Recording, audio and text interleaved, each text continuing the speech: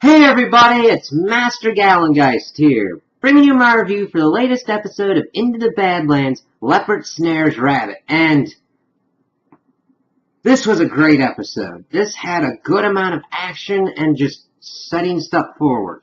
Now, we didn't get any movement on the Pilgrim, on his front, but everybody else, we got an interesting mix of seeing people's kind of intentions going forward, while other characters got to play around that we hadn't really seen before. So, we begin the episode and we see Tilda with her group of Iron Rabbits just trying to plan out their next kind of plan of attack, where Odessa is trying to caution Tilda from going forward and just being like, okay, no, before everything's going through, they'd gotten a pigeon and the note said to get out, and at which point the woman who delivered the message is killed, and we see that the place is surrounded by the Widow's forces. And this one woman's like, we gotta kill that bitch. And Tilda then uses one of her kind of shuriken-like boomerang devices and kills most of them, and then she's got this one-on-one fight with her now. That's pretty much probably going to be my kill of the week kind of thing for this. And she just like starts going at it and says sorry and then slits her throat. Like, it was really well done and choreographed, and it showed how far Tilda has come. She is starting to become a force to be reckoned with in the Badlands, but that is until we see Moon come out and Tilda has her fight with him. And this was an amazing fight going everywhere around the compound pretty much. And us seeing some new sides that Moon actually has a full-form blade in his hand, pulls that out, and pretty much kicks Tilda's ass. Because she's good. She's not up to kind of Moon and Sunny's level yet. Though she will be if she gets enough time in training. Odessa, of course, tasks two of the people with taking her out, and then she is captured by Moon. So we're like, okay, I have to see how this is going.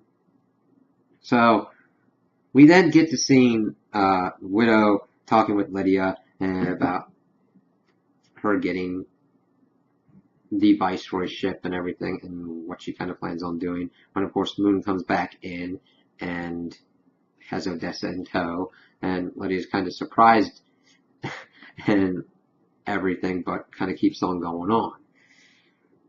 We switch over to Sunny and Baji, and their part of the episode I really liked. They have dressed themselves up like the Widow's forces to use the Widow's truck to try and get past the line. They get up and they're like, listen, the Widow wants this child to get through. We need to get through.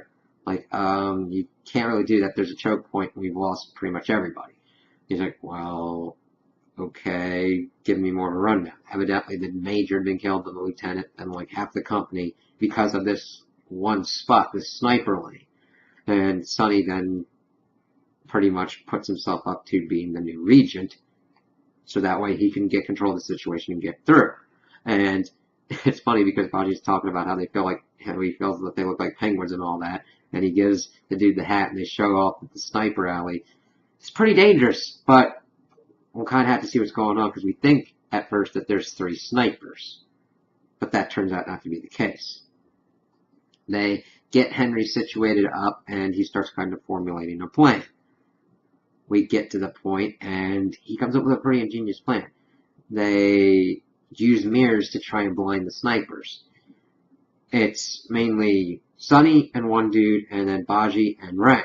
And they're trying to get up, but of course, as it goes on, Ren gets shot in the leg, and the thing is, these sniper bolts have poison on them as well. And she gets hit a couple more times, and Sunny has to figure out what to do. So what he does is he takes this truck that's in part of the alley and is able to get it into it, hotwire it, get her on the truck and get her back, so that way they can kind of get her some medical attention.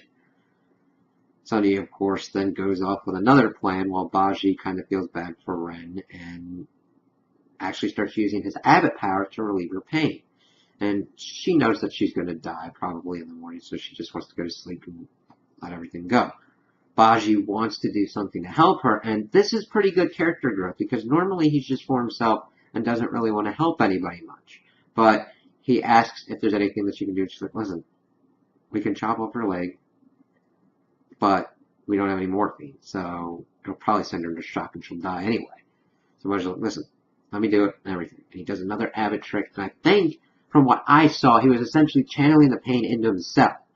That is a big thing for Baji to do. He doesn't usually do that at all. He usually just tries to keep himself away and make himself seem like an asshole because he doesn't want any other people around him to get hurt. He thinks he's done this good thing for this woman, and we see later on that she's pissed off. Like, what am I going to do? It would have been better for me to die. And Baji apologizes because he's like, well, isn't it better to be alive? Like, you think the world's just going to change and that'll be better for me? I can't fight. I can't work in the fields. What am I going to do? I'm like, wow. But I hope that this change stays in Baji because I like seeing that. Now, while Baji was doing this, we saw Sunny had decided to take a bow and arrow and go on a night raid and go and take out that sniper so that way him and Baji can get through. And this was fucking awesome because they're using fire arrows at first, and he's just like getting through and blinding the dude's night vision goggles. He gets in, Assassin's Creed's his way through, and he's able to see all these booby traps and everything. And he gets to one point and he does this great fight with the sniper guy. And he gets into such a point that he grabs a hold of him, kicks out one of the things, and has one of the traps smack the dude. He's like, listen, what's going on? He's like, well, evidently his whole company was killed, and he was just holding it because he had to hold the line. He was doing his duty. He's like, yeah, okay. So the youngin' dude who was the head before Sonny said that he was the new regent comes up. He's like, this man's prisoner of war, don't harm him and everything. And then, of course, since he'd killed people, and he kills him instead. And I really liked the dichotomy in this. Sonny will no longer kill unless it is absolutely necessary. It was just a great thing to see him not want to do that, while this kid doesn't give a crap. He just keeps perpetuating the violence going on, even bragging about it later on as him and Baji are attempting to leave. So that ties in later when we see other things going on in the Badlands. We see that the widow is talking with MK, that they have restrained him because he had tried to kill himself, and wondering what he saw. Like he said, light, the gods and everything, judgment, and you lying in a pool of your own blood. And we start getting into other people as well. We see that Odessa is captured, and the widow's trying to get more information out of her, and pretty much says, well, I just want my daughter home, so torture her, but don't take her lips. I don't want my daughter to be more pissed off at me. So it's interesting to see that the widow still views Tilda as a daughter and was trying to reclaim that relationship.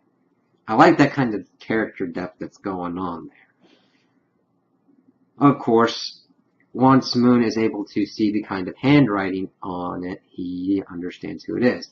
Goes to see Lydia, who she has set herself up in her son's old barren house and all that she has to pick a new sigil and all that. She's doing everything that she can. Tilda had also come in Tilda then comes in while Lydia's alone, asking why she was betrayed, but she's like, yeah, I'm also the one that sent the message, playing both sides against, need to do that.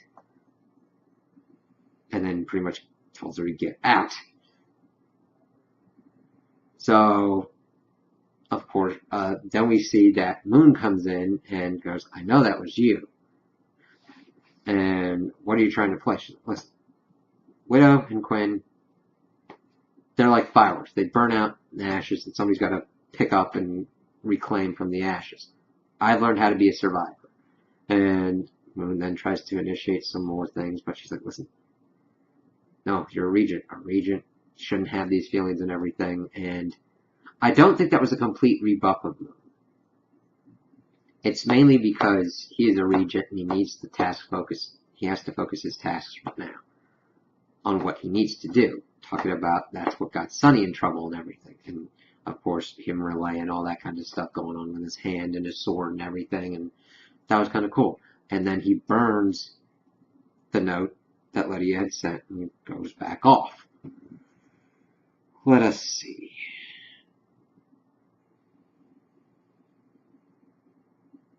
So we got all caught up to that. And we also get that Moon is getting back to the widow's place, and we see this truck transport, which was sent by Sunny to get more supplies. It says that I'm here because I need supplies because the new regent said so. He's like, I'm the new regent. And explain, describe this regent that you sent. And he figures out it's Sunny. He's like, I need to go off and get him. So hopefully Sunny and Baji can get out of there before Moon gets on their trail completely, but I want a kick-ass fight scene, and I wouldn't mind if they catch up to him. So that's how they get set up. We do get Tilda going into the widow's place. She pretty much willingly gives herself up to get Odessa. And the widow, interestingly enough, says, okay, she can be free and everything, but you work for me. I need my regent. I need both of you. I need Moon and you as my regent as well. Help. And Tilda has to do this pretty much. She loves Odessa, but she also wants MK free. And she's like, I'm probably not going to do that. But then we cut to MK, and they're trying to force feed him, and it just sets him off, and he gets his gift back, and he kicks the two people out. He has this cool-ass superhero landing, and pretty much kicks out the widow and really hurts her.